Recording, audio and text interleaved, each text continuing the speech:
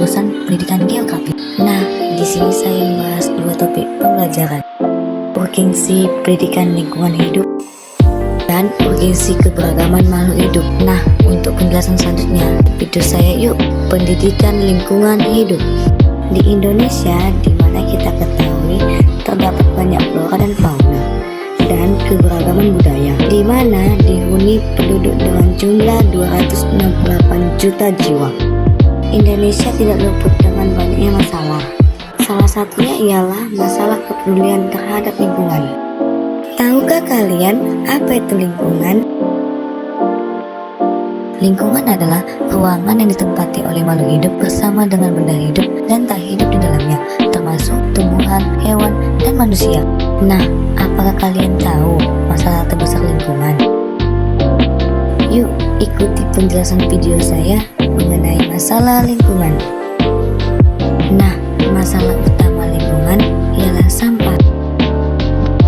Sampah merupakan masalah terbesar di Indonesia yang belum teratasi hingga saat ini, dikarenakan kurangnya kesadaran dan minimnya perilaku masyarakat terhadap lingkungan. Dalam permasalahan sampah bisa berdampak pada manusia, hewan, serta tumbuhan. Apakah kalian tahu dampak sampah pada makhluk hidup dan lingkungan sekitar? Dampak sampah pada manusia bisa menyebabkan wabahnya penyakit dan menyebabkan risiko banjir, yang dimana banyaknya penumpukan sampah. Begitupun dampak sampah pada lingkungan bisa menyebabkan rusaknya ekosistem dan mencemari air. Akibat dari itu, tidak mengolah sampah dengan baik. Dari dampak permasalahan sampah, ada beberapa untuk mengatasinya. Mau tahu bagaimana mengatasinya? Tonton penjelasan selanjutnya. Inilah beberapa cara untuk mengatasi permasalahan sampah yang sangat besar. 1. Caranya seperti mendaur ulang sampah. 2. Stop menggunakan bahan-bahan yang sulit terurai seperti plastik. Dengan itu bisa diganti dengan bahan-bahan yang ramah lingkungan. Ataupun dengan cara mengganti pola pikir untuk kesadaran mengurangi masalah sampah. Gizi keberagaman makhluk hidup. Apakah kalian tahu keberagaman makhluk hidup itu apa? Iya, keberagaman makhluk hidup ialah sebagian besar dari beberapa jenis makhluk hidup yang menunjukkan variasi gen, spesies, dan ekosistem. Nah, banyak keberagaman makhluk hidup terkait dari beberapa ekosistem, yang diantaranya ekosistem darat, ekosistem laut, serta ekosistem buatan. Mau tahu lebih jelas tentang ekosistem keberagaman makhluk hidup? Ikutin ya.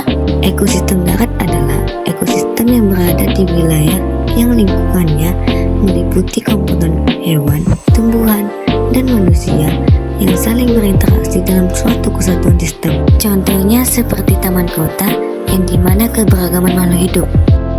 Ekosistem laut adalah ekosistem yang terdapat di perairan laut, terdiri atas ekosistem perairan dalam, ekosistem terumbu karang, contohnya ikan, ubur-ubur, dan bintang laut.